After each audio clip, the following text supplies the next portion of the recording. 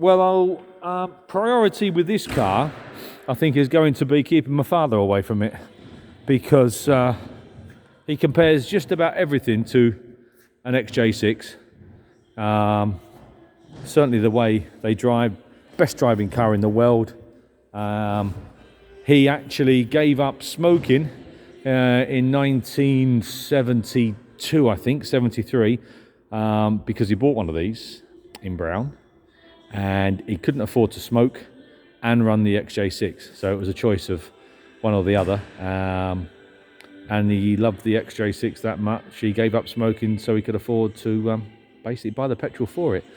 So, and I have fond memories of a kiddie in Jaguars and coupes. Very unusual car, in lovely, lovely, lovely order. I've only just literally spent a couple of minutes around it before I started filming, and that was enough to work out it was a proper car. What a lovely thing. Now, let me just see who's taking the photographs. I think it's Charlie. Charlie's taking the photographs. Hopefully he's taken plenty. Hopefully he's taken them in all the right places. And hopefully he's taken a photograph of the notes that the owner would like listing here. Oh, well, this is white. So nice that the car has covered just 38,100 miles. You know our stance on mileages, but I'm sure there's enough documentation to substantiate this. And there's much documented history. I should have continued reading, shouldn't I? Handwritten log listing hours of tinkering and maintenance that was carried out. Yeah, you can tell. This is so head and shoulders above your average XJ6. It really is. It's like comparing a modern Vauxhall, I don't know, Vauxhall Vectra to a 1970s Jaguar. The difference, you know, in finish and so forth, and how nice the car is. Look, I shall keep these covers on. There's a cover there which isn't hiding anything. Obviously it's doing a job. There's a cover, or there's some clear there, again, same reason. There's some cling film around the steering wheel for the same reason. I'll leave all that on. But what a lovely car. Keys in it, I believe. There you are. Let's have a quick look underneath here. I don't know whether to open this or not. I don't know. Hopefully I'm going to be very, very pleased. Oh yeah, I am. I did think it would be painted up, I'll be honest, but you can see how original and genuine the car is. So the rocker covers would refurbish nicely, wouldn't they? The inner wing area would clean up nicely.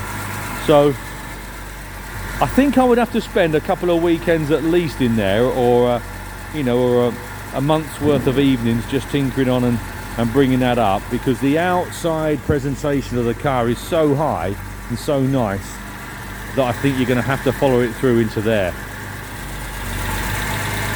A couple of extra cooling fans on the front, still got the original sticker there, look.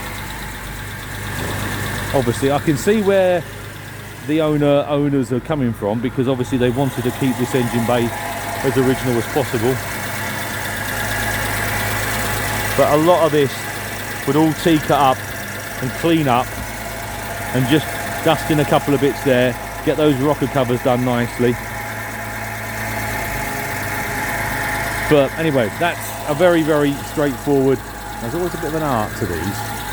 You have to be a little bit, I don't use the word rough, but you have to be firm when shutting a bonnet on an XJ, obviously because they've got catches on either side. Oh look, the door shuts are lovely, the door cards are lovely. This will just clean up guys in there. Oh, she's a lovely car. If you've got the urge for one of these, you will be balmy not to come and see this car. Let's turn that off for a minute. I might need the keys to get into the boot, we'll see. Door shuts, door cards. It's just a lovely car. You know, we were talking earlier on, I was with the camera crew earlier on, and I think we were doing some filming. That's probably what was in my mind, actually, on a very low mileage one owner Vectra. I know it's a Vectra, but I said on the camera there, when we were doing some filming about that, they wanted to do a bit of a piece on it for whatever reason. And again, I think it was a little Rover Metro. And I said then, it doesn't really matter what it is. If it's a really nice, genuine car, it pulls me in, because they said you like all sorts, don't you? And I said, yeah, I do. When you can combine it with a car that floats your boat anyway, then yeah, you cracked it, haven't you? Ah, nice car cover in there, some extra bits and pieces, look, all lovely in there. To be honest, I might as well have just started the video with saying this is a lovely car, please come down and see it. You will agree with me when you do, and then that's it. What have we got down there? Oh, I'll get them to clean that off. That's just a bit of grease in there, which is doing the job. That's stopping it from any rust in there. I'll get the guys on that tomorrow.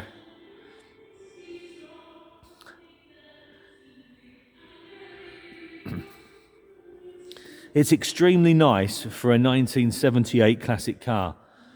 But when you take into account it's a 1978 Jaguar XJ6 that don't tend to fare that well, let's be fair, let's be honest, they don't. Yeah, it is a wow car.